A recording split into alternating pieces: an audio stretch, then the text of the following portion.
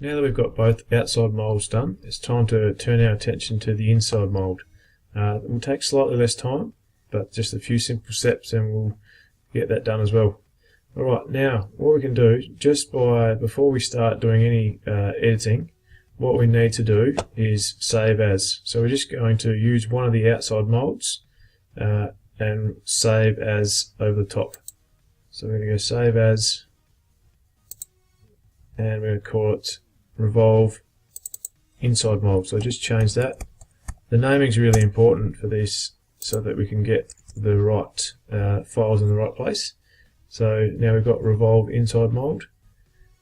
Hit save, because what we're going to be actually using is we're going to be using that first initial sketch. So what we want to do now is everything that we've just done, so everything from extrusion 1 down to chamfer 2 in this instance, we can delete. Alright, so just trust me, we want to delete all that. So we can do is click on the top one and then hold shift down on your keyboard and click the bottom one, and you can press delete, and that'll delete everything other than that revolve that we did at the beginning. Alright, so now we're sort of back to square one. Alright, now what we need to do here is we're going to delete this as well, but rather than deleting the whole thing, we want to keep our sketches. So we'll press delete, and now rather than deleting the whole thing like we said before, is just untick that box and then we can click OK. So now we're back to the start, which is handy. So rather than having to draw all that stuff again, we've got that saved.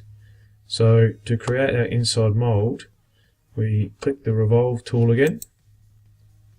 So rather than selecting the outside profile that we have done previously, we now move our attention to the inside, and then we can select that. Now the axis is the same, and the axis is just here, and that is pretty much our inside mould. Now inside mould is one piece, and the reason for that taper is so that that mould can be pulled out as one piece once the concrete has cured enough. So that's the first step into drawing your inside mould.